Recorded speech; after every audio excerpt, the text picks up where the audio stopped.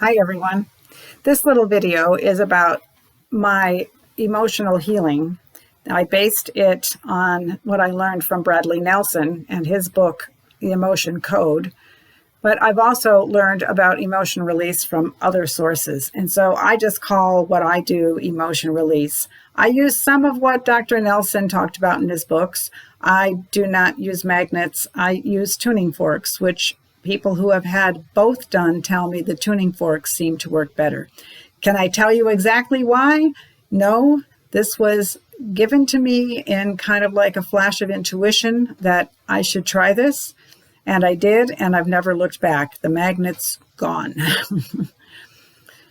So basically, we all trap emotions at points in our life, but we particularly trap emotions when we are very traumatized. Usually this happens in childhood, although not always. And these emotions actually cause us to be energetically blocked, or toxic is the word Dr. Nelson used. So I help your body release the energy of those emotions. It isn't necessarily, I'm not releasing the emotion so you feel it again or so you relive the incident or anything like that. In fact, I don't want to know anything about what happened. It's irrelevant. The most important thing to me is to identify what the emotions are based on an intention that you set at the very beginning of the session. And then it just goes organically from there. I never know what's going to come up. I never know what to expect. Sometimes the emotion can just be released with no further work done on my part. There's other times when I need to know the specific age that this emotion was trapped that caused you the greatest harm, if you will. And it's very interesting because people will then say, well, that's exactly when something happened to me, or something like that, that would have caused that emotion that I've identified. So as we go through the session, I will ask first, what is the best emotion to be released? And I'll get an intuitive hit. I use muscle testing on myself as a surrogate for the client. It keeps them from being tired or too bogged down in trying to decide what the answer is. And I pick the emotion. I ask if it's inherited or hidden or some mixture thereof. And inherited emotions are a fact. We know we inherit emotions. The hidden emotions, I don't know. I think Dr. Nelson explained it in his book, but I don't remember.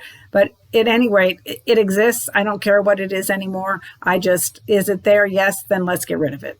And that's basically how the session goes. Most people feel the emotion leave, especially if it was a very powerful one.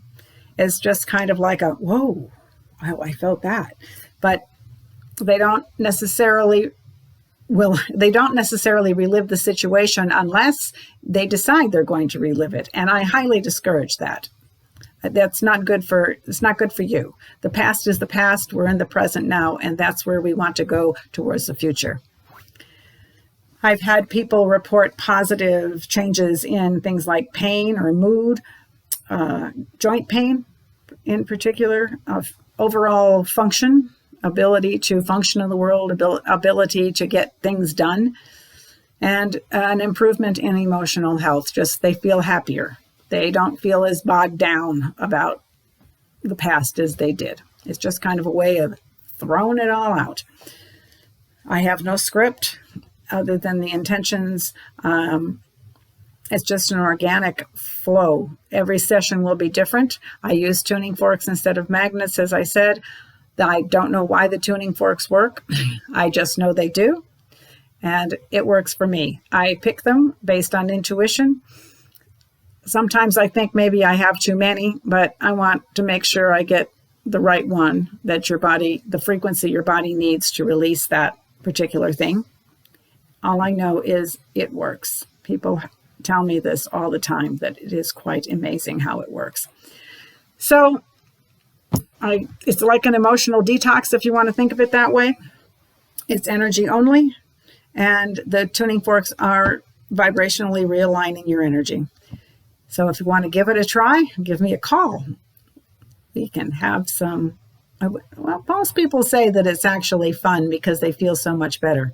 I find it very rewarding, and I think you'll find it very satisfying.